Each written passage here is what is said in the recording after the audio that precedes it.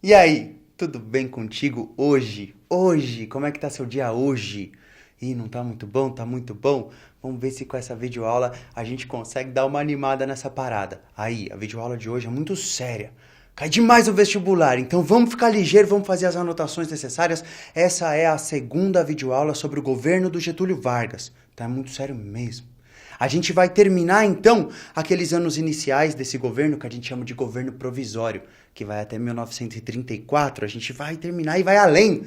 A gente também vai pegar outra parte do governo do Getúlio Vargas, conhecida como governo constitucional. Professor, tá confuso isso? Pois é, a gente vai entender tudo isso nessa videoaula. Basicamente, a gente vai hoje falar do ano 1932 até o ano 1937. Puxa, é bastante tempo, tem bastante coisa para aprender e serão 3 partes. Na primeira, a gente vai falar de uma treta que aconteceu entre o governo e a galera de São Paulo. Essa treta é conhecida como Revolução Constitucionalista de 1932. Aí na segunda parte da aula, a gente vai falar das principais características desse tal governo aí do Getúlio Vargas, mas não do governo provisório, que são os 4 primeiros anos. Não, da segunda parte lá do governo do Getúlio, que são outros 3 anos de governo, conhecidos como governo constitucional. Tudo isso porque o Getúlio fez uma Constituição finalmente. Aí começam a chamar o governo dele de governo constitucional. Segunda parte da aula, principais características desse governo constitucional, que vai de 34 até 37. E aí, professor, mas aí 37 acaba a videoaula? Nada disso. A gente ainda tem a terceira parte para falar de uma baita confusão que aconteceu. Essa confusão é conhecida como intentona comunista. É sério, professor, que teve mesmo comunista que tentou, assim, dominar o Brasil e governar? É sério. E é no final dessa videoaula que a gente vai aprender isso aí. Se liga!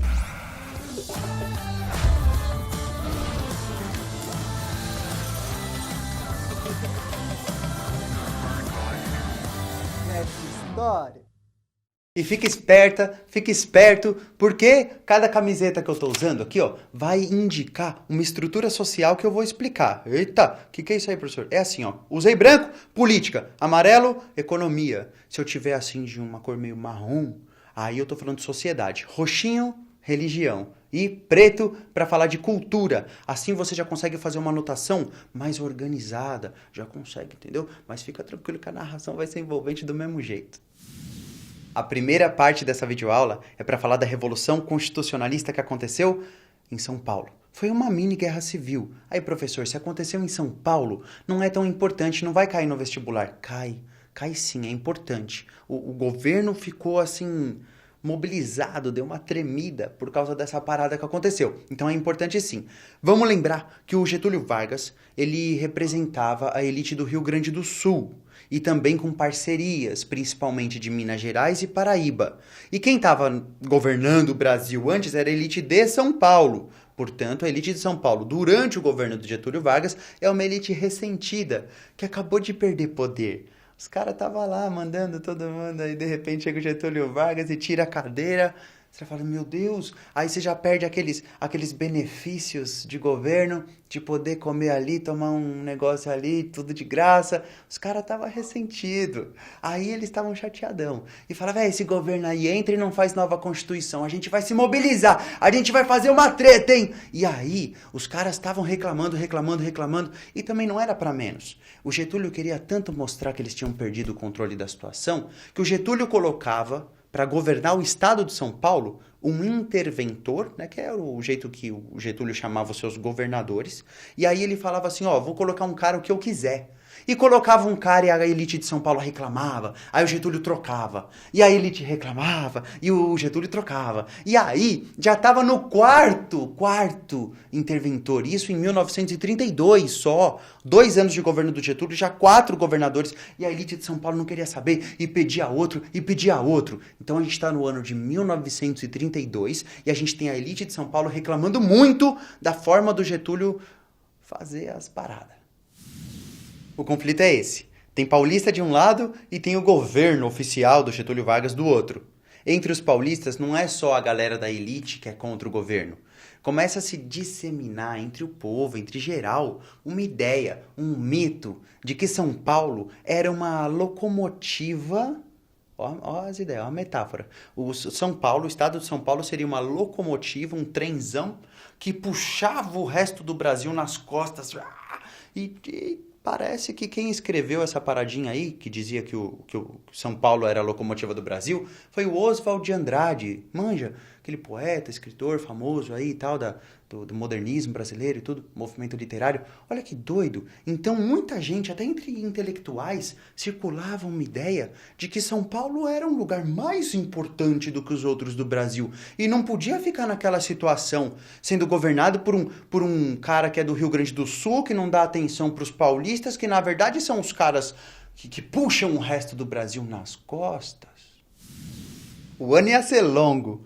1932 já começou loucão. Em fevereiro, 50 mil pessoas foram lá na Praça da Sé, lá em São Paulo, já reclamar e falar: a gente quer eleição, seus doidão. E aí, não teve eleição. Mas no dia 24 de fevereiro, o Getúlio Vargas lançou o tal do Código Eleitoral. Ele disse assim, ó, a próxima eleição vai acontecer de um jeito muito legal. Só que ninguém disse quando ia acontecer essa eleição. Aí o povo falou, ô Zezão, você acha que a gente é tudo o quê? Panguão? A gente tá aqui pra pedir eleição, a gente quer saber quando é que vai ser a eleição. E aí, no dia seguinte, no dia 25 de fevereiro, a galera voltou a se manifestar. Até no Rio de Janeiro tentaram se manifestar também. Só que aí o governo reprimiu pesado. Teve um jornal chamado Diário Carioca que ele tentou escrever, tentou criticar o Getúlio. Porque o Getúlio não fazia eleição, não fazia nova Constituição. Só que o jornal foi empastelado. O que isso quer dizer, empastelado? Quer dizer que a polícia entrou ali na empresa onde eles faziam os jornais, né, do Diário Carioca, entraram ali e quebraram tudo e deram porrada na galera que era do jornal e levaram até alguns presos. Isso é empastelar um jornal. Se você lê isso num vestibular, você já tá ligado agora.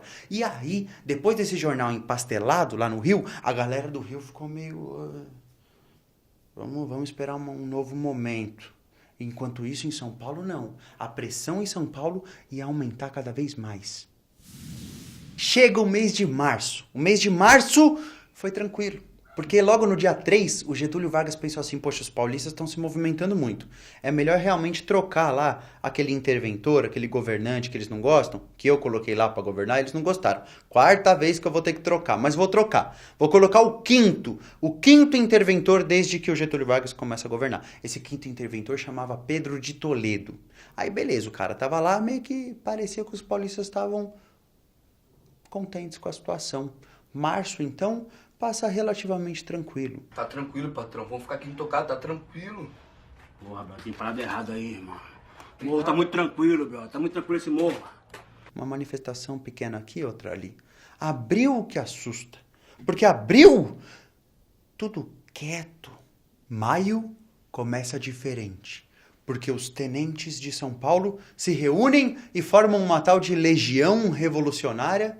As ideias dos caras. Aí eles se juntam e eles falam, aí Getúlio, a gente quer a Constituição. O Getúlio falou, em 13 de maio, ele falou, vai ter a Constituição. E para ter a Constituição, para ter um documento cheio de regra, cheio de lei, que vai servir para o país inteiro, você precisa de uma grande equipe para construir esse documento. E o Getúlio, no dia 13 de maio, falou, gente, eu vou falar para vocês já nos próximos dias quem vai fazer parte dessa equipe ou como vai funcionar essa equipe. Eu vou anunciar essa tal equipe que chama Assembleia Constituinte. É a galera que vai dentro dessa reunião chamada Assembleia decidir como que vai ser essa Constituição. O Getúlio avisou que ia ter a Constituição, mas cadê a data? Cadê a data, João? Cadê a data, João? Não tinha. Aí os caras falaram, aí maluco, você tem que dar a data pra gente. E por isso que os tenentes foram lá e fizeram o maior reboliço. Foi muito importante a participação dos tenentes, porque a galera viu a movimentação na rua. E aí a galera tentou, então, entender o que estava acontecendo. E aí eles conseguiram se organizar e até fundar um partido, o PPP, o Partido Popular Paulista. Os caras se reuniam, então, nesse partido aí. E no dia 23 de maio, a galera estava reunida. A galera estava com disposição para o enfrentamento. Os tenentes já foram lá, a gente pode enfrentar os caras também. Então vamos aí. Só que no dia 23 de maio, na madrugada, alguns policiais chegaram na crocodilagem e começaram já pá, trocar com os caras do partido. Os caras estavam lá no partido, os paulistas, né? Aí chegaram os governantes lá, através da ordem dos governantes, chegou a polícia. A polícia precisa de uma ordem para ir lá e atuar. E aí essa polícia chegou já e todo mundo, vixe Maria, pega a arma aí. Pegou a arma, só que não tá carregada. E aí vai atirar, não dá pra atirar, vai tomar o tiro. Eles tentaram resistir ali à invasão policial durante 23 horas. Só que o saldo é de 13 mortos. Quando você vê um camarada seu morto, que lutou com você, que você conhecia, e não era só um, eram 13, aquilo abala muito, mas muito. Isso pode mudar a sua vida. E essa galera então fica muito atônita, tipo, nossa, a gente estava se organizando através de um partido político. Mas se eles chegam, invadem e detonam tudo, então parece que não vai dar mais para ficar nessa história de política, de diplomacia. Parece que a galera vai ter que realmente pegar em armas para enfrentar isso aí. E aí, depois, entre os 13 mortos, 4 ficaram muito mais conhecidos que os outros. Até a gente conhece uma sigla que representa a Revolução Constitucionalista de 32, que é a sigla MMDC. É porque é a inicial de quatro caras que foram baleados e faleceram. Então é o Miragaia, o Martins, o Drauzio e o Camargo. Então a gente ficou aí com essa MMDC. Mas não foram só os 4, né? Foram 13 mortos naquele dia 23 de maio de 1932. O dia 23 de maio marcou as pessoas de São Paulo, fez ferida. Os jornais, mais do que nunca agora, vão começar a publicar que São Paulo, de fato, é um lugar até mais importante que os outros. As pessoas de São Paulo vão começar a ter sentimentos regionalistas, até mesmo vão começar a ter aquele sentimento chamado xenofobia, ou seja, uma certa aversão a quem é de fora. Os paulistas, então, vão começar a dizer que eles, por serem paulistas, seriam um povo mais determinado, seria um povo predestinado a, novamente, guiar o resto do Brasil. Isso é muito louco, porque o Brasil é muito grande. É muito louco achar que um estado só consegue levar. Mas havia ali um sentimento, né, cara? Até porque houve um pequeno massacre ali. Então a galera de São Paulo se juntou e agora não era só um movimento militar, não era só um movimento político. Agora a gente diz que havia mesmo um movimento civil-militar. Ou seja, o povo de São Paulo estaria contra o Getúlio de vez. Muito pesado. Os jornais iam continuar falando que São Paulo era um lugar legal, inclusive vão começar a falar muito bem dos bandeirantes. Falar que os bandeirantes, aquele povo que 200 anos atrás passava por ali, seriam então verdadeiros heróis. E aí vão começar a construir estátuas de bandeirantes e começar a mostrar eles como heróis. Isso também cai muito em vestibular, né? Essa discussão de por que em São Paulo o bandeirante é visto como herói. Depende muito desse movimento de 1932. De alguma forma, a galera de São Paulo precisava sentir que eles eram importantes, por mais que o governo federal, o governo do Getúlio Vargas, não pensasse a mesma coisa. Então tem um monte de paulista revoltado com o governo, querendo Constituição. Qual é o objetivo desses caras? Seja ele civil, seja ele militar. Esse paulista que está reclamando, o que ele quer? Ele quer 2 coisas. Primeira, ele quer uma Constituição. Por isso que até que chama Revolução Constitucionalista. Porque quer a Constituição. Mas não é o único objetivo. Tem um segundo objetivo, que é uma liberdade administrativa estadual. Poxa, é bacana anotar. Os caras de São Paulo, eles querem se autogovernar. Não querem mais o tempo todo ter que ficar obedecendo um governo central. Essa é a luta, essa é a treta. E aí eles falam pro Getúlio, já estamos em junho. E a gente tá armado, a gente tá preparado para um conflito sério. Vamos fazer o seguinte, vamos fazer um acordo então? Você renova o seu ministério, coloca alguns paulistas dentro do seu ministério. Ou seja, na sua cúpula de governo. Vai, dá uma mexida aí. Pra rir tem que me fazer rir, Getúlio. E aí o Getúlio fala, eu nego, porque eu sou nervoso. Ele é nervoso, o Getúlio é muito nervoso. Negou, mesmo sabendo que ia dar mó treta. Falei que ia dar treta, ó lá. Dia 9 de julho, todo mundo na rua. O estado de São Paulo parou. Eram quase 10 mil pessoas preparadas para um combate armado do lado de São Paulo e quase 20 mil pessoas, ou seja, quase o dobro, né, de gente apoiando o Getúlio Vargas. Então, assim, numericamente falando, estava pior pro lado dos paulistas. Mas no dia 9 de julho já estava tudo parado. O Getúlio Vargas, sabendo que o conflito ia de fato acontecer, ele já escreve a primeira carta dele. Vocês sabiam disso? Que, assim, o Getúlio Vargas, né, lá em 54, ele vai se suicidar. E ele vai escrever uma carta testemunha pra galera, falando, galera, me senti muito pressionado, uma mancada dos caras, vou matar. Beleza. Só que em 32, mó tempão antes, mais de 20 anos antes, ele já tinha escrito uma outra carta nessa situação. Ele, se apertar muito eu vou embora, se apertar muito eu vou embora. Não chegou a apertar tanto assim. Mas que o conflito ia acontecer, o conflito ia acontecer. Então tá, a gente tem quase 10 mil de um lado e a gente tem quase 20 mil do outro. A partir de 9 de julho, a coisa começa a acontecer mesmo. E tem até ataque, não é só ataque de arma pelo chão, não. A gente tem ataque de avião. O Getúlio mandou alguns aviões atacarem uma cidade do estado de São Paulo, conhecida como Cachoeira Paulista. E aí teve ataque aéreo. Por coincidência ou não, o Santos Dumont, que a gente conhece como o cara lá que inventou o avião e tal, ele se matou nesse mesmo contexto. Não se sabe exatamente se foi por causa desse ataque aéreo em Cachoeira Paulista ou não. O que a gente sabe é que ele já tinha algumas enfermidades há muitos anos, há pelo menos 17 anos. Ele já vivia enfermo. Então a gente não sabe exatamente se foi por causa da Revolução Constitucionalista que ele se matou ou não. Fato é que o Santos Dumont, um grande personagem do Brasil, também já não estava mais entre nós.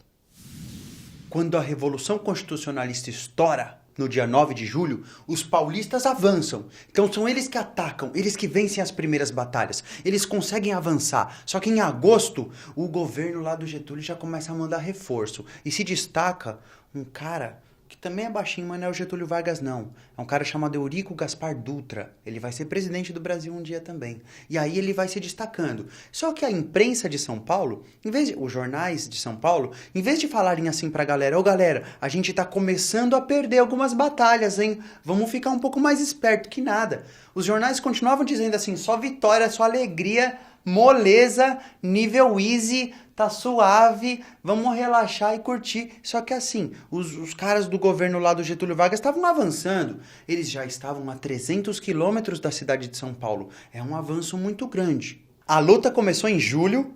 Em agosto tem uma virada. O governo do Getúlio então já começa a dar uma avançada. E em setembro só dá Getúlio Vargas, só dá a força do Getúlio Vargas. Até o irmão do Getúlio Vargas estava na treta. O Getúlio Vargas ficou de vez em quando preocupado, mas os jornais de São Paulo continuavam dizendo que estava tudo bem. Enquanto isso, quem estava mesmo na batalha já estava um pouco desesperado. Os caras até começaram a construir umas máquinas que quando você girava uma manivela dessa máquina, ela começava a fazer um barulho muito louco. Era matraca. Ela era feita pra assustar, pra parecer que tinha um monte de paulista atirando. E na verdade eram uns tiozinhos girando uma manivela. Além disso, os paulistas estavam preocupados com a questão do dinheiro. Pra fazer guerra custa caro, precisa alimentar os soldados, precisa armar os soldados, precisa treinar os soldados. E aí havia uma campanha pra pedir pras pessoas, pros civis, pra todo mundo de São Paulo, pra ajudar, pra trazer o que fosse de joia, de ouro, de coisa valiosa. E aí, eles conseguiram juntar 90 mil alianças. Caramba, 90 mil alianças, fora os outros materiais. Então, houve uma grande campanha para mobilizar o povo de São Paulo. Enquanto isso, o exército a favor do Getúlio Vargas só se aproximando. Já estava em setembro. Quem fosse especialista em guerra já podia anunciar o que ia acontecer. O avanço do Getúlio Vargas era muito louco, era muito rápido.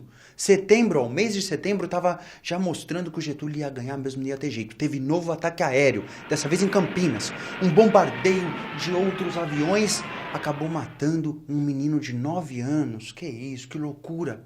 Pois é, aí o Getúlio falou, gente, tá vendo que eu vou vencer essa guerra? Então vamos fazer uma coisa, vamos fazer um acordo. Aí ele lança um acordo chamado Manifesto aos Paulistas, dizendo, paulistas, a gente vai trocar de novo o interventor se vocês quiserem. A gente também vai colocar uma data para a Constituição. que vocês acham, paulistas? E aí, eu tô concedendo aqui alguma coisa. E olha que eu, Getúlio Vargas, é que tô vencendo essa parada. E os paulistas, rancorosos com toda aquela situação, falam, a gente não vai aceitar acordo, não importa o que aconteça. E tem até algumas criancinhas que elas colocam uma plaquinha no pescoço, assim, penduram uma plaquinha, e dizendo para as pessoas assim, se preciso for, nós também iremos. E aí todo mundo ficava comovido, todo mundo vendo aquela criancinha e vendo aquela outra que morreu por causa de um bombardeio aéreo. O rancor dos paulistas, o ódio por Getúlio Vargas não parava. Só que não tinha mais jeito. As forças do Getúlio, a cada dia que passava, estava mais inevitável admitir que não dava mais. São Paulo, 2 de outubro de 1932. Finalmente, a rendição acontece. Os paulistas se rendem. Até que enfim, o Getúlio fica aliviado. Mas, pelo jeito, os paulistas continuam com muito rancor. 633 paulistas morreram, fora os 15 mil feridos. Fora aqueles que morreram pelo lado do Getúlio Vargas, que não houve ninguém ali para contar, ou pelo menos esconderam, né, para não mostrar que morreu mais gente do que isso. Então, realmente foi uma mini guerra civil. Centenas de pessoas morreram nesse conflito aí. O bagulho foi muito louco. Pelo menos agora São Paulo assume a rendição. Existe uma anistia de alguns que lutaram por São Paulo, mas não de todos. Muitos serão presos também. Getúlio Vargas venceu essa batalha aí. Você acha que ele não vai se vingar? Ele já pega e manda uma cassação, ou seja, ele retira dos cargos políticos praticamente 200 pessoas. 200 políticos que o Getúlio Vargas considerava inimigo, ele corta, já tesoura, fala, vai sair fora. 200, sai fora. não pisa mais aqui. Getúlio Vargas estava mostrando pra galera aí, ganhei essa parada, não ganhei? Ele troca o interventor que estava em São Paulo, achou ele muito, mais ou menos, troca de novo, deixa até os caras de São Paulo um tempinho até sem interventor. Pra machucar mesmo. É pra mostrar aí, malucão. Ganhei, não ganhei? Só que é o seguinte, eu vou anunciar finalmente a data que eu vou fazer a Constituição. A Constituição, atenção, estamos em outubro de 1932. E ele fala que a Constituição vai começar a ser planejada, ou seja, começar a ser feita no dia 3 de maio do ano seguinte.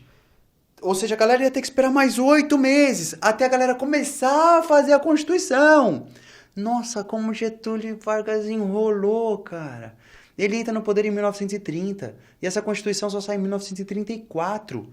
Para muito paulista foi a vitória deles. Tá vendo como nós vencemos a Revolução? O Getúlio vai fazer uma Constituição 2 anos depois do que a gente pediu, mas ele vai fazer. Alguns, né, os mais otimistas, viram então a Revolução Constitucionalista como uma vitória de alguma maneira. Mas fato é que, militarmente falando, a Revolução foi derrotada, né? O governo do Getúlio vence. E ele anuncia a data que ele quer para começar a fazer essa nova Constituição. Isso também é um símbolo de quem venceu essa parada. Depois de quase 3 meses de conflito, foi muito gasto, muito dinheiro foi jogado, né, nesse conflito aí, nessa guerra. E aí alguém ia ter que assumir essa dívida. E foi o Banco do Brasil. O Banco do Brasil chegou lá e assumiu a dívida de vários bancos de São Paulo. Olha que louco, é uma concessão do governo, né? O governo está pagando pelo custo do inimigo dele. Os paulistas tentaram derrubar o governo. E o governo agora paga os bancos paulistas que tentaram derrubar o governo. Por que eles fazem isso? Que loucura! Por que eles não deixam o banco falir? Porque aí mexe com a economia do próprio país. E o governo precisa do imposto de São Paulo. São Paulo é um lugar que tem muita economia. Uma economia muito forte. Então algumas concessões também precisaram ser feitas. A primeira parte da videoaula já foi. A Revolução Constitucionalista já foi. Agora a gente já entra na segunda parte da videoaula, que é para falar, então, de como é que é aí alguma característica política. Só que antes, preciso lembrar que os paulistas que foram derrotados, sabe Deus se eles fizeram alguma maldição ou não pro Getúlio? Porque o Getúlio estava no ano de 1933. E esse ano muita coisa louca vai acontecer. Começa que o Getúlio estava com a família dele, ali na estradinha Rio Petrópolis. E aí ele estava com a esposa, estava com o filhinho e estava com não só o motorista, mas também um outro auxiliar do governo ali do lado, num conversível. E estava lá na estradinha. Do nada, uma barulheira, acontecendo? Tá acontecendo? O carro já vai desgovernado para um lado, desgovernado para o outro, e tava em movimento. E quando eles observaram mesmo o que tinha acontecido, uma pedra de mais ou menos 80 quilos tinha caído do penhasco lá de cima e atravessado a lona do teto do carro, rasgou a lona igual papel e plá, caiu em cima do auxiliar do Getúlio. Ainda arrebentou a perna do Getúlio, o braço da esposa do Getúlio, e só não pegou o filho do Getúlio porque alguns minutos antes, a mãe desse menino, que é a esposa do Getúlio, a Darcy, tinha falado pra ele assim: sai daí, menino, vem sentar aqui do meu lado. E aí o menino foi, e graças a essa bronca da mãe dele, ele sobreviveu. Só que a pedra arregaçou o auxiliar do Getúlio, então não precisa guardar rancor do Getúlio também, porque ele também passou pelas peripécias dele aí. Mas não se esquece não, o ano é o 1933. Esse ano é muito doido. Esse ano é o ano que o Hitler chega no poder. Então o Hitler tá lá na Alemanha, gente, fazendo uma parada nazista muito louca. Aí na Itália tem os fascistas com o Mussolini. E em Portugal tem uma outra ditadura, um outro estado totalitário com um tal de Salazar. O nome de vilão da preula, mano. Salazar. E no Brasil? No Brasil tem o Getúlio Vargas. O Getúlio Vargas também é um representante desse Estado totalitário. Um Estado muito mais atuante e participativo na vida de todo mundo. É porque na época estava na moda um Estado forte. Também, depois da crise de 1929, estava muito difícil acreditar numa livre economia. A galera pedia mais para o Estado chegar e resolver. As pessoas estavam se sentindo abandonadas pelos estados, pelos países. Então eles queriam que esses governos fossem mais fortes durante a década de 30. Então Getúlio Vargas é o nosso representante desse contexto de políticas fortes, centralizadas e até totalitárias. Ah, mas por que tanto falam que o Getúlio Vargas é autoritário? Como assim? O que ele fazia demais? Bom, vamos começar então pelo ano de 1933, em que ele cria uma delegacia especial de segurança política e social. Essa delegacia ela é conhecida como DESP, e tem um tal de Filinto Miller, que é o comandante dessa parada. Esses caras policiais, então, que dizem que querem ajudar na segurança do país, eles têm contato direto com a Gestapo, que é uma polícia lá dos nazistas, cara. Então, assim, existe uma relação, sim, entre as forças policiais do Brasil e forças policiais nazistas durante a era Vargas. Então, é um símbolo de autoritarismo e símbolo dos fortes. O Getúlio Vargas ainda vai terminar esse ano de 1933 indo para o Nordeste, fazendo uma viagem que era muito raro, né? Um presidente realmente viajar e conhecer o país. O Getúlio Vargas vai ser lembrado por ser um dos primeiros presidentes preocupados com isso. E ele vai até o Nordeste. Chegando em Salvador, ele percebe que a condição da estrutura da cidade de Salvador na época era muito precária. Ele próprio, o próprio presidente Getúlio Vargas, ficou sem água para beber alguns dias. Então imagina, se ele, o presidente, não tinha água para beber, você imagina o povão. Então é muito louco, né? E aí ele passou também para o Ceará. Quando ele chega no Ceará, ele encontra verdadeiros campos de concentração em que muitos sertanejos pobres, aproximadamente 70 mil, é muita gente, 70 mil. E aí esses 70 mil sertanejos estavam presos, trancados em verdadeiros cativeiros. E isso tinha nome, chamava política de higienização social. Se acreditava que se você prendesse as pessoas mais pobres num campo de concentração, você ia limpar as cidades dessa gente. Olha que loucura! Sacou por que então que o governo do Getúlio é um pouco conhecido aí como autoritário? E as fitas não param por aí. Enquanto o Getúlio está fazendo essas viagens, 1933 está rolando, o povo está decidindo quem vai ser a equipe que vai construir a próxima Constituição. O povo vai votar quem vão ser os representantes do povo na tal Assembleia Constituinte. O maluco é que na época eram 40 milhões de brasileiros e só 1,2 milhão pôde escolher. E aí beleza, conseguiram escolher lá. pouco mais de 200 deputados e também 40 representantes classistas, patrões, trabalhadores, funcionários públicos. Então era um grupo diversificado para fazer a nossa Constituição. Não precisa decorar número, fica tranquilo. É só para saber assim, era um grupo diversificado, beleza. E aí eles estavam anunciando já algumas prerrogativas, ou seja, algumas coisas que iam ter que acontecer de todo jeito na nova Constituição. Primeira, o voto ia ser secreto, ia ter um código eleitoral, ia ter voto feminino, as mulheres iam poder se candidatar, inclusive uma dessas representantes dessa Assembleia Legislativa, aí, Assembleia Constitucional, perdão, era uma mulher. Olha que legal. E os partidos políticos? E os famosos partidos políticos, quais são nesse momento? A maioria apenas assim, regional, partidos regionais, partido nacional, partido que é conhecido no Brasil inteiro, você tem só dois. O Partido Comunista Brasileiro, que é ilegal, não pode, é proibido. E tem um outro, também chamado Ação Integralista Brasileira. Na verdade vai ter, ainda não tem, tá em construção, tá em formação. Então os partidos realmente conhecidos ali, eles eram regionais. Então você tinha um partido autonomista no Distrito Federal, que era o Rio de Janeiro. Você tinha também uma frente, um grupo unido em São Paulo, uma frente unida em São Paulo. Olha que estranho, né, os nomes. Eram muito esquisitos. Você tinha um partido progressista em Minas Gerais e você tinha também um partido republicano liberal no Rio Grande do Sul. Muitos partidos regionais, e aí eles tinham que um conversar com o outro para fazer alianças ou para fazer uma oposição, mas era um cenário político muito diferente do que a gente conhece hoje. Vê, os partidos não eram os mesmos, eram outros, totalmente diferentes e regionais. Partido político assim nacional, igual a gente conhece hoje, não tinha muito não, mas tinham frentes populares que equivalia, né? Na época eram organizações políticas. Tinha a UCN, por exemplo, que era uma União Cívica Nacional, e tinha também outra, que era uma Liga Eleitoral Católica. Aí forma a sigla LEC.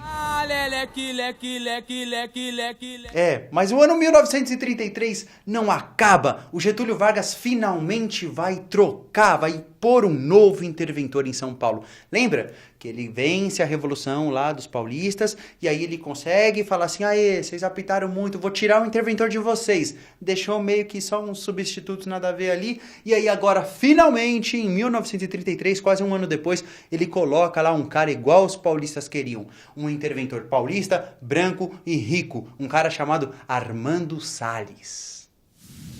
Getúlio é marrentão, né?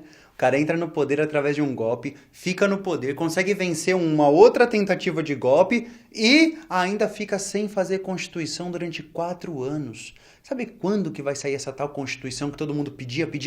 Já tinha a Assembleia Legislativa fazendo ela, só que só terminam ela em julho de 1934. Finalmente, aí a marca, acabou o governo provisório. Provisório porque, né, vai ficar por pouco tempo. Então acabou esse governo provisório com essa nova Constituição. A Constituição de 1934, ela é conhecida como a precoce. Ela é a precoce porque ela dura menos de 3 aninhos. E menos de 3 aninhos para uma Constituição é muito pouquinho. Não dá para ninguém. E aí, então, a precoce, essa Constituição de 1934, ela é a terceira da história do Brasil. A primeira Constituição, lá do Dom Pedro I, 1824. A segunda Constituição do Brasil tinha sido feita no começo da República, em 1891. E agora, finalmente, uma terceira Constituição, a de 1934.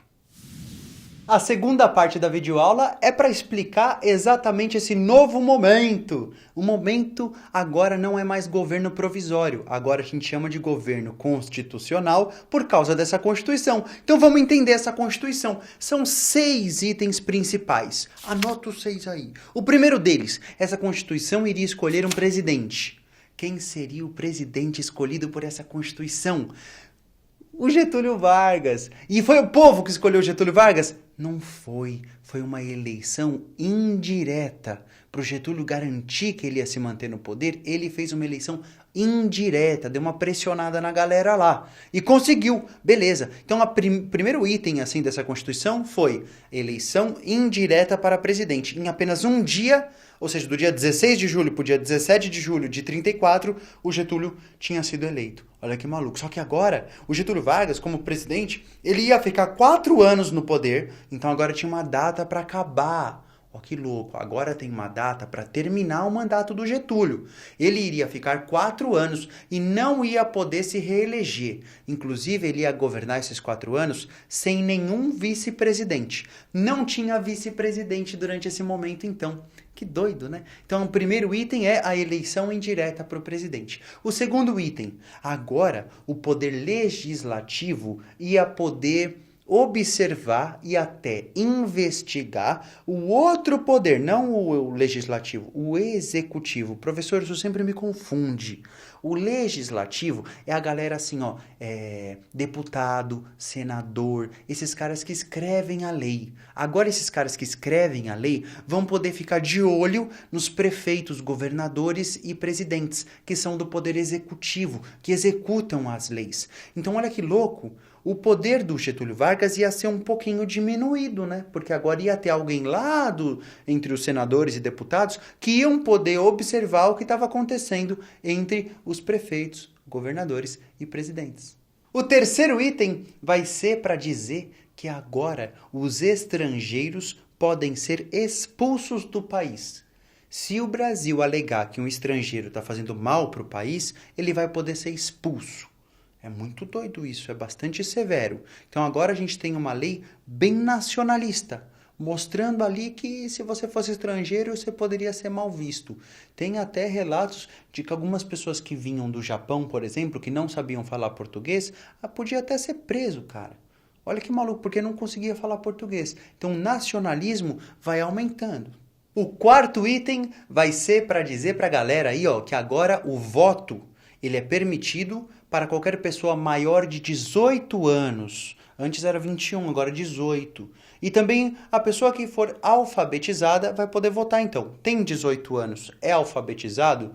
Pode votar. E mulher vai poder votar? Vai poder votar. Agora só precisa ser alfabetizado. Ainda assim, naquela época, pouquíssima gente era. Esse é o quarto item, então. O quinto item é já uma questão de autoridade. Agora o Getúlio Vargas vai poder censurar qualquer tipo de material que ele acha perigoso, então a censura é permitida, e ele pode também instaurar um estado de sítio. Isso quer dizer que ele pode implantar uma ditadura. Tá no direito dele, como presidente, implantar uma ditadura. Que Constituição doida, né? Que diz que o presidente a qualquer momento pode ignorar a própria Constituição. Muito louco. E o sexto e último item dessa lista aí, dessa Constituição de 34, é sobre a política trabalhista. Era para registrar que, de fato, a partir daquele momento, mulheres grávidas não poderiam trabalhar, crianças não poderiam trabalhar, chega de trabalho infantil, pelo menos na lei, né? Na prática tem até hoje. E também estava registrando ali que as pessoas deveriam trabalhar até 8 horas por dia, deveriam descansar uma vez por semana ou 2, deveriam ter férias a cada ano. Então, várias leis trabalhistas estarão presentes nessa Constituição. Esse período aí, o governo constitucional dura muito pouquinho. Também não é para menos, está todo mundo insatisfeito, está todo mundo chateado. O próprio Getúlio Vargas acha que o poder dele foi diminuído demais. Ele chama essa Constituição de carta monstro. Carta monstro! Agora tem que pedir para as pessoas para poder mandar onde o Brasil vai parar. Ele ficou chateado. Só que do outro lado, os liberais também ficaram chateados. Achavam que o Getúlio tinha poder demais. Ele podia instaurar um estado de sítio. E o povo? O povo estava dividido. Parte gostou. Parte falou assim, caramba, a próxima vez a gente vai votar. Agora a gente tem uma política trabalhista, a coisa tá legal. E a outra parte não gostou. A parte dos trabalhadores mais radicais pensou assim, puxa, mas eu não posso mais fazer greve, certo? Eu ainda não escolhi presidente porque ele foi eleito indiretamente. A situação aqui não é por nada, mas minha condição de vida continua ruim. E se eu for pra rua me manifestar, eu vou ser preso. Então uma parte também não gostou. Ou seja, a tensão, depois da Constituição, normalmente se espera que a coisa fique um pouco mais tranquila. Mas não ficou. É no meio desse cenário muito louco, cabuloso, que chegam duas forças políticas que chamam a atenção dos caras da época e da gente hoje. A gente tem que estudar esses caras. O primeiro grupo que eu vou falar é um grupo de uma galerinha que lá em São Paulo, quando eles estavam no meio da Revolução Constitucionalista, quando eles viam que a Revolução não ia conseguir vencer, eles conseguem fundar uma frente ou um partido. Mas aqui não tem nome de frente nem partido, chama Ação Integralista Brasileira. AIB. O líder, o cara mesmo que fundou essa parada toda, chamava Plínio Salgado. E para você ter um perfil, para você conseguir identificar o perfil desse grupo, o lema desse grupo era Deus, Pátria e Família. Então você já consegue pensar, puxa vida, qual é o perfil dos caras que falam Deus, Pátria e Família? Né? Até parece que tinha muita gente na época falando odiamos família, odiamos pátria, vamos tacar fogo em tudo. Não tinha, mas já mostra para que os caras vieram. Era um grupo um pouco mais tradicional, então A e B. Hoje a gente faz uma análise, na época eu não sei se eles se viam dessa maneira. Pela análise de hoje, a gente enquadra esse grupo como sendo um grupo de direita, né? Entre aquela briga lá de direita e esquerda política, esses caras eram mais pro lado da direita. Puxa, por quê? O que define isso? Puxa, define que eles não necessariamente eles queiram fazer uma divisão, uma distribuição da riqueza. Eles não querem fazer distribuição de riqueza, pelo contrário.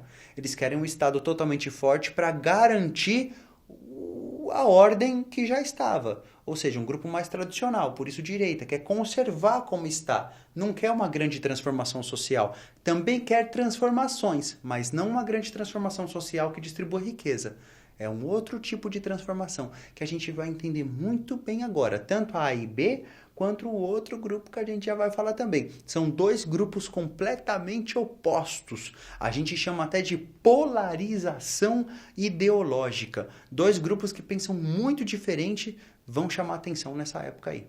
Pode parecer estranho hoje em dia a gente falar assim, ai, Deus, pátria, família, mas na época o povão, vendo um movimento social, vendo uma galera assim na rua com aquele lema forte, pensava, puxa, eu não sou contra, imagina, década de 30, eu não sou contra Deus, eu não sou contra a pátria, eu não sou contra a família, então eu gosto desses caras. E aí, quem são vocês? A gente aqui, ó, nós somos integralistas. Se você quiser entrar no nosso grupo, tudo bem? Você concorda com o nosso lema? Concordo. Então você vai passar por um ritual de entrada. Os caras tinham um ritual de entrada. E agora nós vamos nos saudar assim, ó. Anauê. Anauê significou meu irmão. Ó, que louco. Os caras tinham até uma saudação. E vamos tentar usar uma roupa verde, verde escura. Nós somos os camisa verde escura. Olha que louco, era uma influência, né, lá dos fascistas, que eles usavam camisas pretas na Itália. Então aqui a galera pensou, puxa, a gente também precisa de uma cor, de uma vestimenta para nos identificar. Então eram vários símbolos que faziam com que as pessoas, de certa forma, se sentissem cativadas por essa ação integralista brasileira. Um outro símbolo importante que a gente tem que lembrar também é que esse grupo ele era antissemita. E assim, publicamente, né, eles falavam para as pessoas o quanto eles eram antissemitas. Isso quer dizer que eles eram contra os judeus. Lembra do Hitler? Lembra dos nazistas que eram contra judeus? Pois é, os integralistas brasileiros também eram contra judeus, eram a favor de alguma política que tirasse os judeus de perto deles. Então esses são os integralistas. Olha que louco, né? Imagina que um grupo coloca como objetivo eliminar um outro povo. O objetivo do grupo é ir contra algo e não propriamente dito de construção de uma nova realidade. Então muito cuidado com qualquer grupo que se identifique, né? Que ele se formule a partir de um ódio, a partir de uma vontade de expulsão de alguém ou de violência a alguém. A ação integralista brasileira podia ter o lema do Deus, da pátria, né, da família, mas na prática eles queriam assim chegar junto em alguns maninhos, principalmente para cima dos judeus e dos comunistas também. Tá, beleza, então. Então a ação integralista era um grupo de uma galera mais tradicional e tal, mas quem compunha essa galera? Quem fazia parte desse grupo aí? A maioria era da classe média. E tá, beleza então. Então, professor, quando você fala que eles tinham alguma semelhança com os nazistas, é porque você não gosta deles? Não é, eu só tô falando de uma semelhança técnica. Então não existe só uma semelhança com os nazistas, existem 3. Eles eram ultranacionalistas. Calma, né? É Brasil, porra! É Brasil, porra! Então, quando você tem aquele nacionalismo exacerbado, quando você coloca a sua nação acima de qualquer outra coisa, ou seja, você é capaz de matar em nome do seu país, ainda que você não faça um julgamento daquela pessoa que você está matando, porque o seu nacionalismo é tão exacerbado que você acredita que você está defendendo o seu país, por mais que você não necessariamente esteja. Isso é um ultranacionalismo. Então existe essa primeira característica como semelhança. A gente podia também falar do antissemitismo, que é ser contra o judeu. E tem também a intolerância política.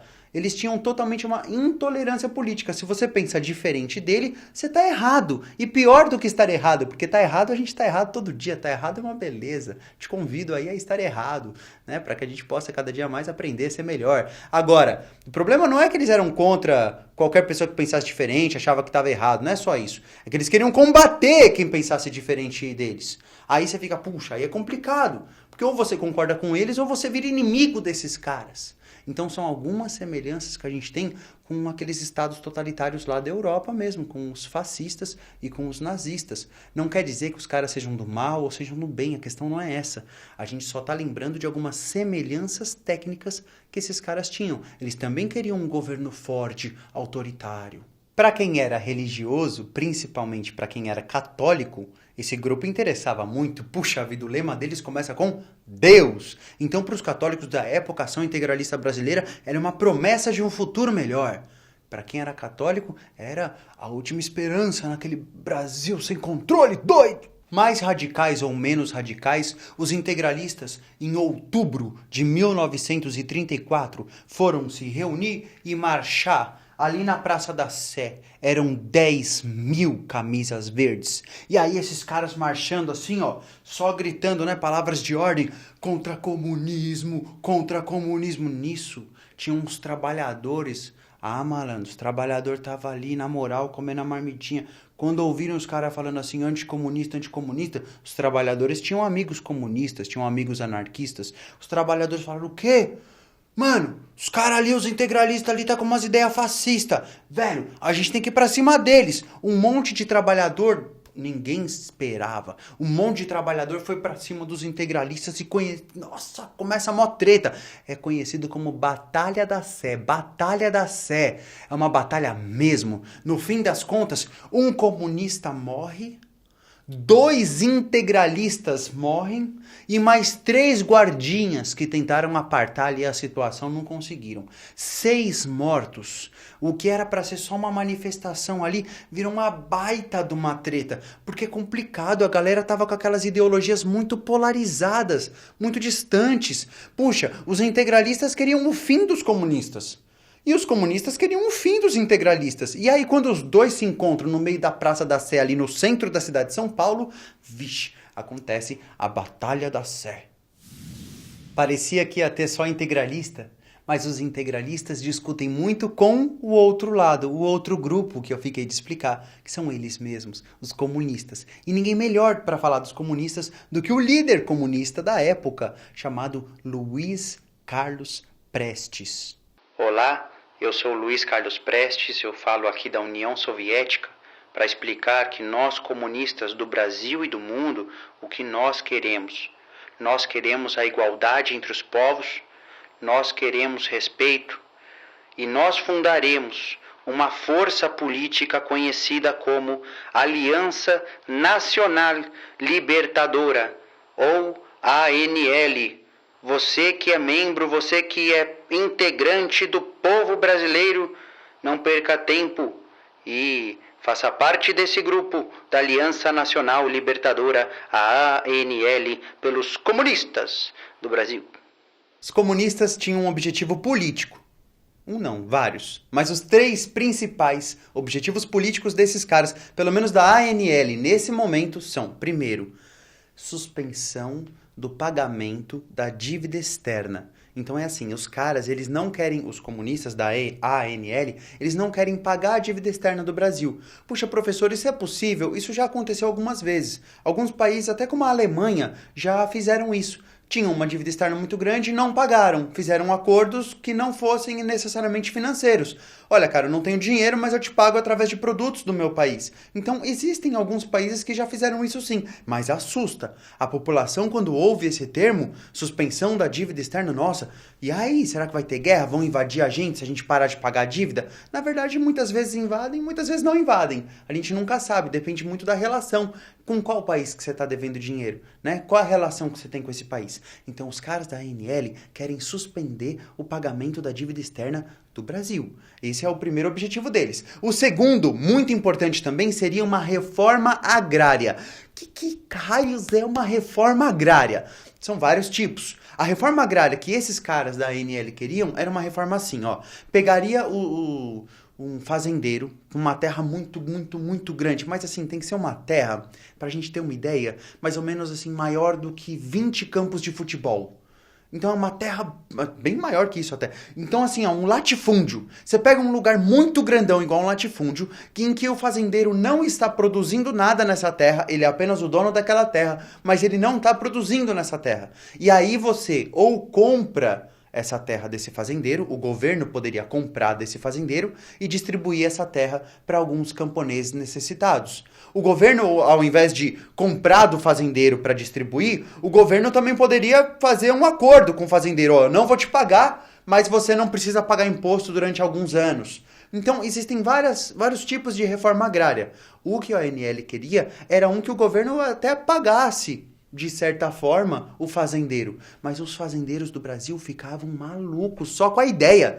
Imagina a ideia deles terem que vender a terra deles por obrigação? Não quero. Nem vendendo, muito menos dado. Reforma agrária no Brasil, então, é um assunto muito delicado. Qualquer pessoa que gera esse assunto na rodinha já fica, olha lá, o cara falou em reforma agrária. É um assunto muito delicado aqui no Brasil. Então, primeiro objetivo dos caras da ANL era, então, o fim do pagamento da dívida externa. O segundo seria uma reforma agrária e o terceiro, um aumento dos salários. Eles queriam que os trabalhadores recebessem mais. Então olha que louco, olha que 3 ideias poderosas.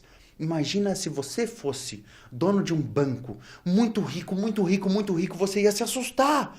Porque esses caras estão falando que o país não ia mais pagar dívida, que ia distribuir as terras entre os camponeses necessitados, que ia aumentar o salário dos operários. Nossa, os caras mais ricos tinham muito medo da ANL.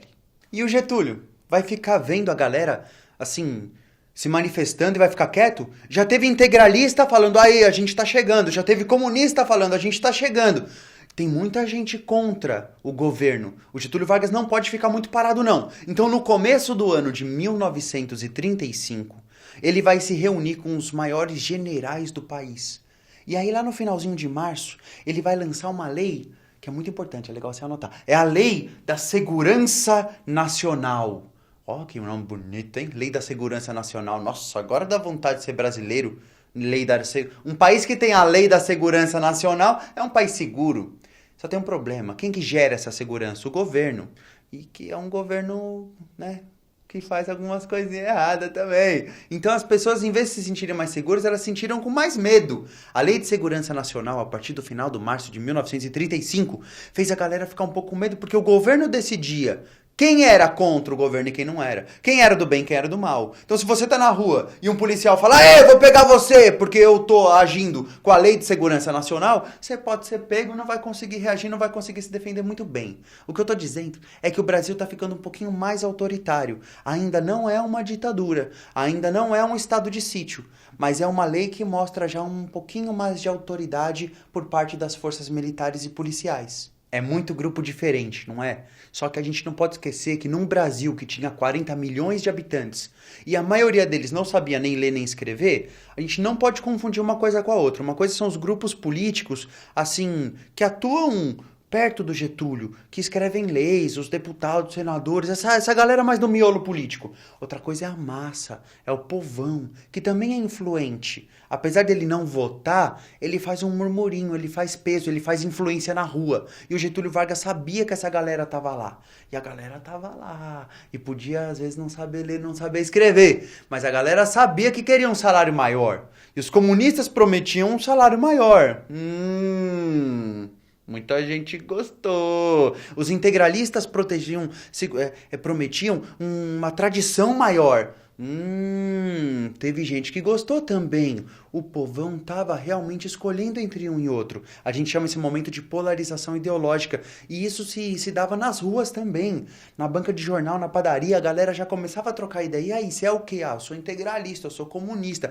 Eu tô ali meio que no meio. Eu tenho amigo dos dois. Então eu não sei se eu falo que eu sou um, que eu falo que eu sou outro. A galera já tava nessa discussão. O Getúlio ouvia tudo. Ele ouvia a galera murmurando na rua, comunismo, integralismo, comunismo. Ele falava, o quê, João? Eu tenho que controlar a opinião dessas pessoas. Ó, quando o cara, né, já tá numa loucura. Ele não quer só o voto. Ele quer sua alma, ele quer sua opinião. E aí ele precisava controlar a opinião da galera. E aí, por isso, ó que ligeiro, ele criou uma instituição muito poderosa. Era um tal de Departamento de Propaganda e Difusão Cultural. Então, o Departamento de Propaganda e Difusão Cultural, também conhecido como DPDC. Anota isso aí que é legal, viu? Porque depois vai ser transformado no famoso DIP, mas isso é para uma outra videoaula. Mas olha que louco, essa instituição já controlava, de certa forma, a opinião pública. Através de que jeito? De que jeito é possível controlar a opinião das pessoas de um país? Isso não é possível, isso é teoria da conspiração. Que loucura. É nada. O Departamento de Propaganda e Difusão Cultural, ele era dividido em 4 partes. A primeira cuidava exatamente do cinema. Do cinema, cara, olha que poder. Tomar conta do cinema. E não era só do cinema, também era de rádio. A década de 50, ela ainda não chegou, então a gente ainda não tem assim a televisão, mas o cinema e o rádio já estavam chamando a atenção da galera. Então eles precisavam tomar conta dessa área. Então fique esperto porque eram 4 setores, esse departamento tomava conta de 4 setores, e o primeiro é para falar do cinema. O segundo não é bem cinema, é mais assim, filmes educativos. Então eles mostravam filmes para criançada nas escolas.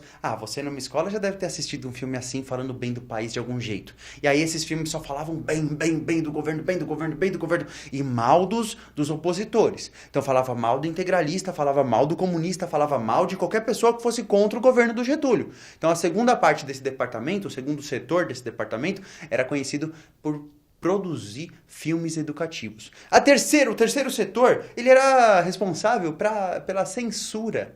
Para você controlar a opinião pública, não basta você produzir material falando bem do governo.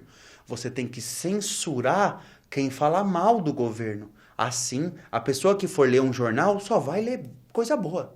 A pessoa que vai ligar o rádio só vai ouvir coisa boa. Então a ideia é não só produzir material a favor do governo, mas censurar aquele que não é a favor do governo. E o último setor desse departamento de propaganda e difusão cultural, o último setor era responsável pela cultura física. Cultura física mesmo, sabe? Educação física. Queria que a galera realmente assim gesticulasse bastante, fizesse bastante exercício físico, porque a ideia era manter uma galera saudável, uma galera esperta, né? Uma galera tão esperta que tivesse um material assim censurado e produzido pelo governo. Era essa mesma, controlar a opinião da galera. Professor, ainda existe isso hoje? Puxa, você vê propagandas do governo na TV? Tentaram derrubar o presidente, mas o Brasil está em pé. Aliás, você vê propagandas na TV? As propagandas são assim, né? Elas são feitas para dizer uma mensagem para você. E normalmente essa mensagem, ela é uma mensagem, né, com alguma intenção. Porque ela custa muito caro para chegar até lá. Então ninguém vai pagar muito dinheiro para chegar lá e falar, e aí, beleza? Tranquilo? Vão falar alguma mensagem mais de efeito. Assim é a propaganda. E o Getúlio Vargas já estava bem ligeiro nela. Ele chegou, olhe lá, o Luiz Carlos Prestes. O Luiz Carlos Prestes estava na União Soviética, e aí chegou no Brasil, e já foi logo fazendo comício, falando pra todo mundo, o bagulho vai ficar maluco. E aí todo mundo, nossa, e muita gente foi pro lado dos comunistas. Poxa, professor, mas você tinha acabado de falar que o Getúlio Vargas estava fazendo de tudo, né? Fez uma lei de segurança nacional, fez um departamento de propaganda e difusão cultural. Mesmo assim, ele não conseguiu frear, assim. Não mesmo, não é instantâneo o efeito dessas instituições. O comunismo estava realmente se expandindo. A gente tem que lembrar que o comunismo ele começa a se expandir pelo mundo desde 1917 por causa da Revolução Russa. Influenciou muito o mundão. E a década de 30 era uma década em que o comunismo estava indo muito bem na União Soviética. A União Soviética estava crescendo economicamente falando. E a realidade é essa, que a gente tenta, a galera, o povão, ele vê na TV, vê no jornal o país que está se dando bem e quer fazer alguma coisa igual. Então a influência dos comunistas no Brasil na década de 30 é alta. E aí o Luiz Carlos Prestes estava na galera, estava no meio do povão. Vai começar a terceira parte dessa videoaula, que é para falar da intentona comunista. O nome intentona já demonstra alguma coisa. Intentona quer dizer tentativa maluca. E aí já é um xingamento, já estava falando que os comunistas fizeram uma tentativa maluca de controlar o governo. Maluco ou não, foi lá a tentativa dos caras, mas no nome mesmo acabou ficando, né, lembrado como intentona comunista. Também pode ser golpe comunista, movimento comunista, manifesto comunista, pode ser um monte de jeito, tá? Mas assim, no vestibular vai aparecer como intentona. E como é que os comunistas conseguem fazer tanto barulho se o Partido Comunista na época era ilegal? Como um partido colocado na ilegalidade consegue fazer tanto estardalhaço? A resposta mais plausível que a gente tem é que eles conseguiram se comunicar com o povo, se mobilizar através de alguns núcleos. Então eles tinham alguns pontos onde eles se reuniam. E no Brasil inteiro eram 400 núcleos. Então é bastante lugar para você reunir a galera e espalhar o boato que o Luiz Carlos Prestes estava chegando para mudar e salvar o Brasil. A Aliança Nacional Libertadora tá crescendo, você viu? Eu vi, menino, eu vi. Você viu também quem tá chegando aí? O Luiz Carlos Prestes. Ih, sabe de nada, ele já chegou. Chegou com uma espiã soviética, falam que o nome dela é Olga. Você que não sabe nada da Olga. A Olga virou esposa do Luiz Carlos Prestes. Não acredito, virou esposa dele. Nossa, hein? É uma espiã com esse homem aí. Esse homem aí é uma coisa de doido. Ele já atravessou o Brasil inteiro a pé numa coluna Prestes lá. Nossa, que casal. Foi em junho que essa galera toda chegou da União Soviética. E chegou com um plano muito armado, muito esquematizado. Lá na União Soviética, olha o que os líderes comunistas lá da União Soviética pensaram sobre o Brasil. Pensaram assim, pô, Brasil, país grandão igual a gente aqui. A gente, União Soviética, fez uma revolução em 1917... Deu certo, expandiu, pá, aconteceu. E a União Soviética é parecida com o Brasil. E se a gente fizer, assim, uma tentativa de golpe lá no Brasil? Vai dar certo também, moleza, ó. Só juntar uma meia dúzia de espião ali vai dar certo. Houve uma certa ingenuidade, um certo desconhecimento sobre o Brasil por parte da União Soviética da época. Então eles mandaram alguns espiões para cá. Numa época em que o Brasil estava bastante assim, nacionalista e até xenófobo, né, não gostando de estrangeiro, é que a União Soviética manda um monte de estrangeiro. Além da Olga, veio uma galera, veio da Ucrânia, veio da Bélgica, veio da Áustria, veio até da Argentina. Então essa galera toda, imagina um monte de espião chegando num país que a galera não estava gostando muito de estrangeiro. Então a coisa a partir de junho, a partir de julho, ia ficar feia, porque essa galera estava chegando. E eles chegavam tudo com um documento falso, né? E ficava olhando estranho na rua, e não sabia como nem pedir o pãozinho na padaria, como é que vai pedir a estrangeiro. Os caras vêm lá da Europa, vêm lá da União Soviética. Então, assim, tava ficando, ao mesmo tempo que tava ficando mais perto dos comunistas tentarem chegar no poder, tava ficando mais difícil para eles também. Porque a qualquer momento alguém podia encontrar, podia ver o que esses caras estavam fazendo e planejando. Luiz Carlos Prestes me pega o microfone no dia 5 de julho e fala para todo mundo: aí pode chegar, o comunismo vai pegar, vai acontecer e pá. Ou seja, ele chama, ele conclama a galera para fazer o golpe comunista. Isso dia 5 de julho de 1935, esse é o ano. E aí tá, beleza, julho de 35. O Luiz Carlos Prestes chama todo mundo. Não deu 3 dias, forças policiais fecham a ANL. Vamos lembrar que o Partido Comunista já era ilegal, já estava fechado. Mas a ANL era uma frente política, não era bem um partido. Mas agora foi fechado também. A galera, os conselheiros do Getúlio, ainda assim ficavam preocupados. Falavam assim, puxa, essa galerinha aí, esses comunistas aí, eles se viram. Até quando o bagulho tá fechado, eles se viram. O que a gente faz, Getúlio? O que a gente faz para conseguir controlar o comunismo? Aí o Getúlio, com uma calma danada, fumando um baita de um charutão. Duas coisas. A gente precisa primeiro reprimir comunista. Reprime, bate, tortura, prende, reprime. Vai. Agora, a segunda forma, em vez de reprimir, a gente precisa controlar a opinião pública. Então, de um lado, a gente tem repressão. Do outro a gente tem propaganda. Repressão de um lado, propaganda do outro. Esse esquema ficou tão famoso que, olha, tem muita gente usando esse esquema aí até hoje. E como acontece essa propaganda? Acontece assim, ó. O jornal O Globo, 4 dias depois da ANL ser fechada, o jornal O Globo publicou assim na capa do jornal: Soviets no Brasil. Caraca, todo mundo se apavora, cara. Se eu leio hoje uma notícia no jornal assim, sei lá, fala um país doidão, sei lá, o Camboja. Se aparece assim no jornal, cambojanos no Brasil. Cara, eu nem sei do que se trata, mas parece algo louco. Por que tá falando daquele jeito na capa? Tal pessoa de tal país tá no meu país. A galera se sente invadida. A própria notícia, ela já traz esse efeito. Tem mais. Teve um outro jornal que ainda publicou uma carta que o Luiz Carlos Prestes tinha escrito. E ele escreveu mesmo essa carta. E nessa carta estava endereçada para o Lampião. O Luiz Carlos Prestes escreveu pro Lampião. E aí, Lampião, vamos fechar um acordo aí, pá? Você, né? Você faz um esquema daqui, eu faço um esquema dali. Luiz Carlos Prestes tentou se juntar com o Lampião. O Lampião era vivo na época. Luiz Carlos Prestes também. E aí eles tentaram se unir. Só que aí o Getúlio Vargas pensou, é o limite, eu preciso me organizar. Aí ele marcou uma reunião secreta. Ele e os maiores empresários do Brasil. E aí, beleza, nossa, os empresários, a burguesada, todo mundo ali sentado nas mesinhas bonitas, em volta lá tal. Aí aquela cena de filme, sabe? O Getúlio Vargas no fundo da sala, assim, virado de costas. Com aquela falsa tranquilidade, na verdade ele tá assustado, mas ele tá ali e tal. Aí ele faz aquela virada olhando pra todos os caras com aquele olhar, olho no olho, né? Fala aí, chamei vocês, porque a gente precisa se unir contra os comunistas. A gente precisa se fortalecer.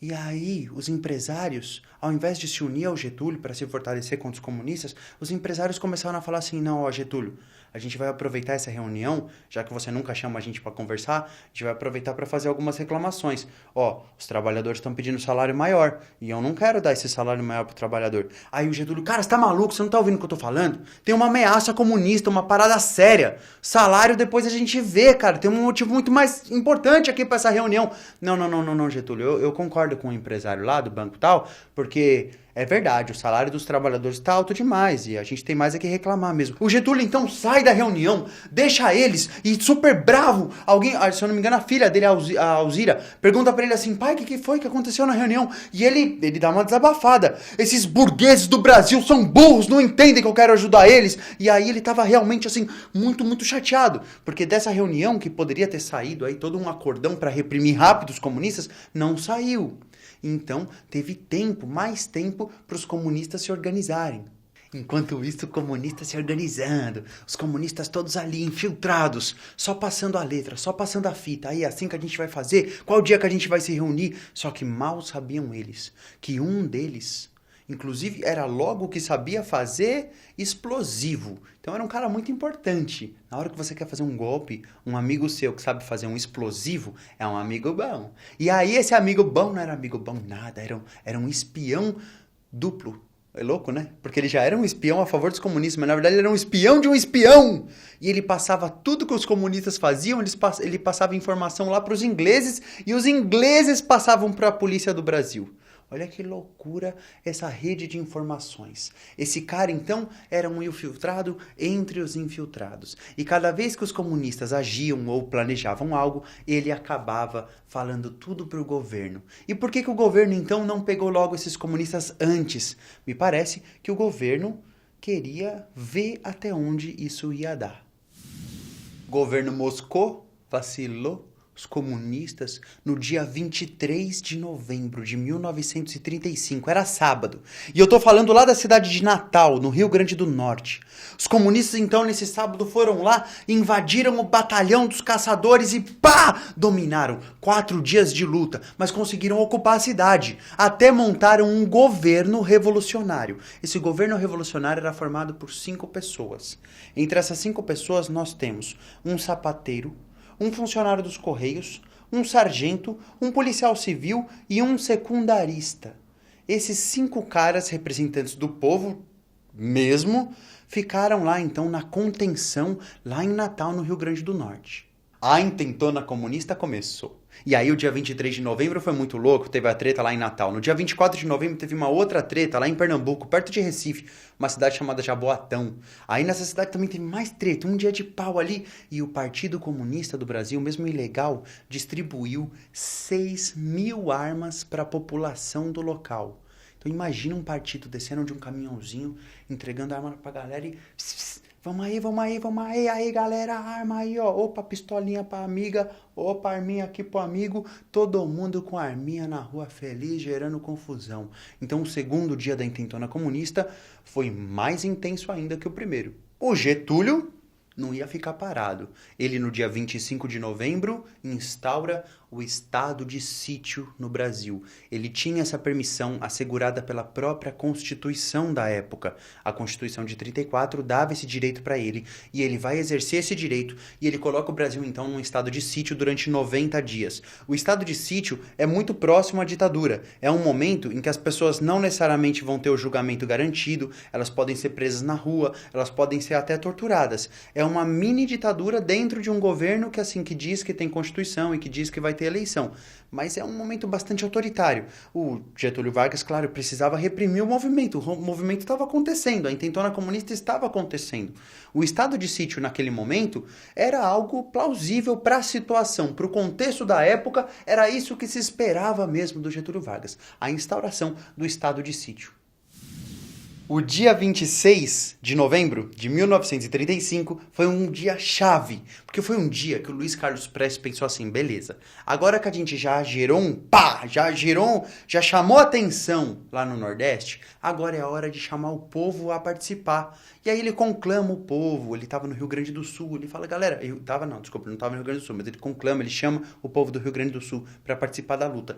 E o maluco é que o povo, ouvindo o seu grande líder, Luiz Carlos Prestes, chamando ele para a luta, a intentona comunista estava acontecendo. O povo, então, ele pensou rápido, ele falou, o quê? Jamais, cara, que medo danado ser preso, tomar paulada, tomar tiro, então que medo de tomar tiro, não vou não. E assim foi. O dia 26 de novembro foi de uma não participação popular. Então, no outro dia, no dia 27 de novembro, o governo começou a repressão. Ainda teve uma última tentativa, uma tentativa bastante diferente. No dia 27 de novembro, era dia de semana, dia normal, dia de trabalho. E aí a galera no Rio de Janeiro, a galera comunista, invadiu a escola de aviação. Os caras queriam pegar avião na Cidade Maravilhosa. Você imagina que maluco, os comunistas com aviãozinho na Cidade Maravilhosa. O governo, para que os comunistas não pegassem os aviões, precisaram atirar na própria pista de pouso, precisaram tacar bombas, precisaram zoar toda a pista ali da própria escola de aviação para os comunistas não conseguirem decolar. Olha que maluco! Mas essa foi a última tentativa da intentona comunista no dia 27 de novembro. Então a intentona comunista não foi um dia só, em nenhum lugar só. É um conflito armado em diferentes regiões no Brasil. Acabou! A intentona comunista acabou. O governo reprimiu. E o saldo foi de 22 mortos. 22 mortos, é bastante gente. Uma pessoa morreu no Recife, 4 pessoas morreram em Natal e 17 pessoas morreram no Rio de Janeiro. Quando a intentona é reprimida, mesmo que o governo estivesse ali assegurando o controle da situação, o Getúlio Vargas, lógico que ele vai aproveitar essa situação ao máximo. Uma ameaça real aconteceu. Ele tem agora não só o estado de sítio na mão, ele também tem, na prática, o direito de poder ameaçar os outros políticos de cassação, até de prisão. Então ele vai falar agora assim, ó, galera, agora todo mundo não pode mais dormir. Tem comunista por toda parte. E ele vai começar a chamar os seus inimigos de comunistas. É fácil, né, desmoralizar alguém naquela época, era só chamar de comunista. Então olha que louco, o Getúlio Vargas vai tentar utilizar esse momento para poder ter mais poder ainda. Até porque uma certa eleição estaria para chegar. A Constituição de 34 dizia que um dia ele ia ter que ter uma eleição ali, né? O Getúlio Vargas só matutando, só pensando nessas ideias. Um dia eu vou ter eleição. É melhor eu pegar todo o poder que eu puder agora, porque é agora que teve o vacilo dos comunistas. E aqueles espiões comunistas, né, que vieram lá da União Soviética, eles foram sendo presos um a um. Teve um casal que teve uma história, né, que chama atenção pela tristeza. A mulher Elise, ela era estuprada na frente do marido, o Ernest, durante muitos dias seguidos. A mulher acabou falecendo e o marido acabou enlouquecendo. Além dos dois, a gente também tem o clássico caso da Olga, a esposa do Luiz Carlos Prestes. Ela estava grávida e aí, mesmo assim foi enviada lá para a Alemanha. O governo brasileiro sabia que ela tinha origem judia e que se fosse mandada para a Alemanha seria presa, torturada, talvez morta. Mandaram ela mesmo assim e ela foi morta 5 anos depois numa câmara de gás. Ficou presa todo esse tempo e depois acabou sendo assassinada, mais uma judia assassinada. Olha que louco, né? Tá tudo ligado. A gente está falando do ano 1935. Daqui a pouquinho acontece a Segunda Guerra Mundial. Olha como é uma realidade bastante tensa e muitos daqueles comunistas que foram presos foram torturados e outros mortos. Essa repressão toda tinha até nome. Chamava Comissão Nacional de Repressão aos Comunistas. Foram 7.056 prisões. Caramba, 7.056 prisões nos próximos 6 meses. O Luiz Carlos Prestes ficou preso por 17 anos. E teve, durante algumas torturas, a gente tem relatos de algumas pessoas que tomaram choque nas partes íntimas. Então, assim, a gente lembra muito daquela ditadura militar que foi de 64 até 85, é a mais famosa delas. Mas durante o governo do Getúlio Vargas, a gente tem alguns momentos que, assim, a repressão foi muito próxima, né? Com uma aceitação, uma sistematização da tortura. Tá tudo uma beleza, ele tá soltando tudo, ó, tá à vontade. Ele manda a polícia fechar o Congresso, ele manda a polícia prender professor de direito, ele prendeu até o médico que ajudou a esposa dele quando ela se acidentou, caiu um pedregulho lá no carro que ele tava lá com ela, o médico foi lá, ajudou ela, mas depois de um tempo o Getúlio desconfiou desse médico e mandou prender ele também. Então Getúlio Vargas agora sim, ele estava governando do jeito que ele queria. A gente ainda tá naquele governo constitucional. Desde 1934, o Getúlio estava governando junto com uma Constituição. Mas de 1935 para 1936, você já tem uma realidade praticamente de ditadura. Lei de Segurança Nacional, tem uma comissão de repressão aos comunistas. Então, assim, é muita repressão. Então, a gente já tem, assim, muito autoritarismo mesmo. Lá no momento da intentona comunista, o Getúlio Vargas fez o estado de sítio. Era para durar 90 dias. No fim das contas, durou 1 ano e meio. Ele prende até mesmo escritores famosos como Graciliano Ramos e o Jorge Amado. E tem mais. Ele se aproxima mais ainda da inteligência da polícia lá da Alemanha, da Gestapo. Eita, Gestapo, cara. É sério, a Segunda Guerra Mundial vai acontecer. E o Getúlio Vargas trocando uma ideia com os nazistas. 1936 é o ano que o Getúlio Vargas tem que garantir a ordem. É por isso que em setembro de 1936 ele faz um Tribunal de Segurança Nacional. Cara, quando tem tribunal sendo feito é porque alguém vai ser julgado. E ele julga mesmo. Ele julgou 6.998 pessoas, quase 7.000 pessoas. E dessas quase 7.000 pessoas foram condenadas 4.099. É uma proporção muito alta. Por quê? O que acontecia que no julgamento a maioria das pessoas eram consideradas culpadas? É que as pessoas elas só tinham 30 minutos para se defender. E elas tinham que provar ser inocentes. Se elas não conseguissem provar ser inocentes, elas estariam presas. O que inverte completamente o sentido do julgamento. O normal é que você tenha que provar que uma pessoa é culpada. E não provar que ela é inocente. Então você imagina a loucura que entrou a nossa sociedade. Você consegue imaginar aqui na rua, por exemplo, você falava assim, o cara ali é comunista, ele tinha que provar que ele não era. Se ele não conseguisse provar que ele não era, ele podia ser preso. Olha que maluco. Cuidado com o livro aí, os arquivos que você tem, viu? Porque algum dia alguém pode chegar em você e falar, aí maluco, você é inimigo do governo porque você tem esse negócio aqui no seu computador. Entre os acusados desse Tribunal de Segurança Nacional, o caso mais louco crazy foi de um cara chamado Luiz Caetano. Ele foi preso durante 6 meses porque ele estava vendendo remédio caro demais no botequim dele.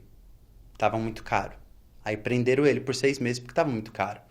Eu não tô nem julgando, assim, tudo bem, se o cara quer prender o outro lá porque tá vendendo caro. Mas eu não sei se isso é um tema de segurança nacional, saca? Não, o Brasil tem que parar porque o Luiz Caetano, lá em Jundiaí, tá vendendo um remédio que tá um preço que tá um absurdo. Outro fato muito importante de 1936 foi a vinda do presidente Franklin Delano Roosevelt, aquele cara dos Estados Unidos que ajudou lá os Estados Unidos durante toda a década de 30 com o New Deal e tudo mais. Ele era muito importante. E ele veio para o Brasil porque ele precisava muito se aproximar da América Latina, ele precisava demais. Ele que incentiva bastante aquela política da boa vizinhança dos norte-americanos. Olha que doido, os Estados Unidos também estava preocupado com o avanço comunista.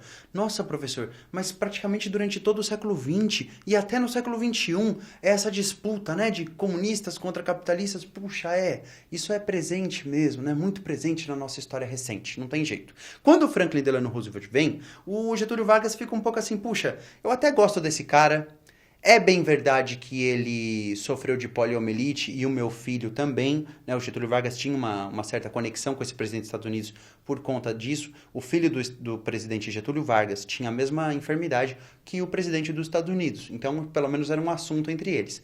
Mas a real é que o Getúlio Vargas gostava muito mais do estilo alemão de governar, do estilo italiano de governar, do que do estilo norte-americano. Ainda assim, a tentativa de aproximação entre os dois países aconteceu.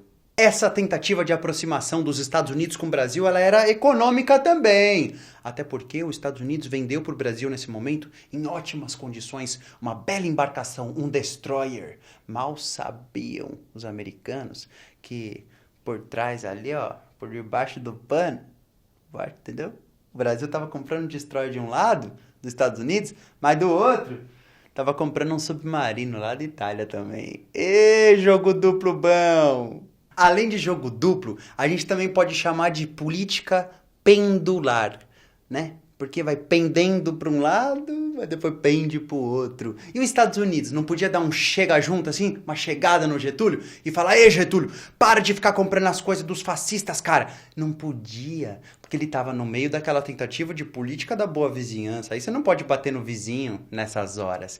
Então, o Getúlio aproveitou uma situação muito favorável. Ele sabia que ele podia dar uma folgadinha aqui, uma folgadinha ali. E tanto ele apoiava alguns regimes totalitários da Europa, que ele ajudou secretamente o general Franco da Espanha a vencer uma guerra civil que teve na Espanha nessa época, a partir de 36, dando café e açúcar para os seus combatentes. Isso de forma secreta. Ele não anunciou não, lógico, né? Tava ali fazendo os acordões com os Estados Unidos, não podia também anunciar que estava ajudando um general fascista a lutar lá na Europa, sabe? Então esse é o jogo duplo ou política pendular. Puxa, que governo intenso do Getúlio Vargas. A primeira parte do governo do Getúlio Vargas a gente chama de governo provisório, de 30 até 34. E agora a gente explicou bastante sobre o tal do governo constitucional, que vai de 34 até 37. Puxa, tudo isso que eu tô falando, né, desde a intentona comunista foi 35 e 1936. Quando entra 1937, aí a gente já tem a terceira fase do governo dele, que é chamado de Estado Novo, que é o tema de uma próxima videoaula, e eu espero te ver lá. Mas antes, vamos, né, reter todo esse conhecimento numa linda revisão. Se liga na revisão. Essa videoaula foi dividida em 3 partes, e a primeira delas foi para falar sobre a Revolução Constitucionalista de 1932. O que ela foi? Ela foi uma guerra civil entre paulistas e governistas, ou seja, forças que estavam apoiando Getúlio Vargas contra os paulistas. Por quê? Porque os paulistas queriam uma constituição, já que o governo do Getúlio Vargas estava ali, né, exercendo aquele poder todo sem nenhuma constituição. Uma outra razão, talvez até mais profunda, é que a elite paulista estava no poder durante décadas, e com a entrada do Getúlio Vargas no poder, eles perderam um pouco de espaço. Então era a elite paulista querendo voltar a ter um pouco mais de participação e espaço dentro do cenário político nacional. Essa é a causa principal até, né? Tudo bem, e como que ela se desenrolou? Ela se desenrolou através de um conflito armado, teve muita morte, teve mais de 600 mortes, então teve morte pra caramba. E qual é a consequência dela? Consequência é que o governo do Getúlio Vargas vence essa treta, mas de alguma maneira parece que o Getúlio Vargas se sentiu um pouco mais pressionado a fazer uma Constituição,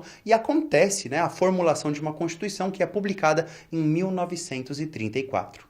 E a segunda parte da videoaula foi sobre a Constituição de 34, ou melhor, foi sobre o governo constitucional, ou seja, aquela hora em que já tínhamos uma Constituição nova e o Getúlio Vargas tinha que governar obedecendo certas leis. Por exemplo, sobre o cargo dele. Agora, ele ia ter que governar durante 4 anos sem nenhum vice-presidente e não ia poder se reeleger.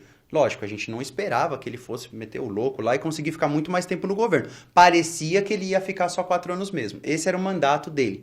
Como que... Quem que votava a partir dessa Constituição de 1934? Puxa, homens e mulheres maiores de 18 anos, contanto que fossem alfabetizados. Mas as mulheres agora poderiam até mesmo se candidatar. É uma diferença grande. Essa Constituição também já colocava algumas leis trabalhistas. Então, olha que interessante. Os trabalhadores agora podiam esperar uma certa proteção da lei. Eles tinham agora que eles podiam trabalhar até 8 horas. Senão ia ter que receber mais. Não podia colocar o trabalhador para trabalhar mais que isso. Tinha que dar férias para ele. Não podia mais colocar criança para trabalhar, nem mulher grávida para trabalhar. Então existem algumas leis trabalhistas já nessa Constituição de 1934.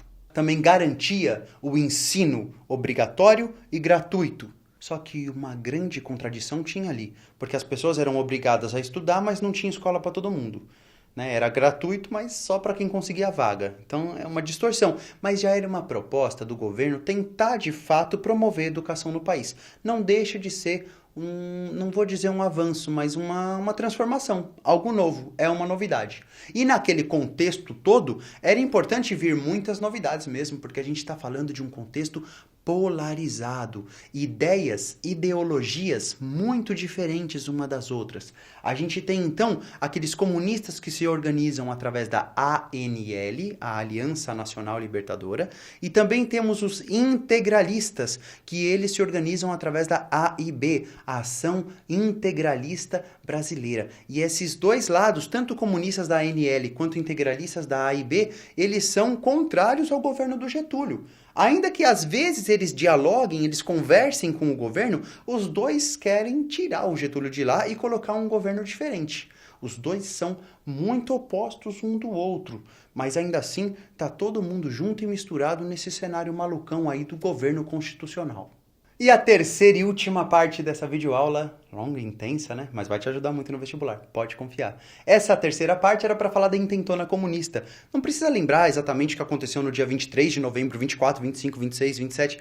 Não precisa não, mas é legal lembrar que é um conflito armado, que é de fato uma tentativa de golpe comunista no Brasil. Ela acontece em lugares diferentes, principalmente em Natal, no Rio Grande do Norte, próximo a Recife, no Pernambuco, e Rio de Janeiro, no estado do Rio de Janeiro. Então, que doido, né? São lugares diferentes e a repressão foi uma repressão feroz. E depois de já terem terminado com a intentona comunista, a repressão continuava. Ia ter até um tribunal de segurança nacional, ia ter uma comissão de repressão aos comunistas. Então, a intentona comunista não pode ser lembrada sem a repressão que veio matando em cima dela. Espero que você tenha aprendido demais nessa videoaula. E até a próxima.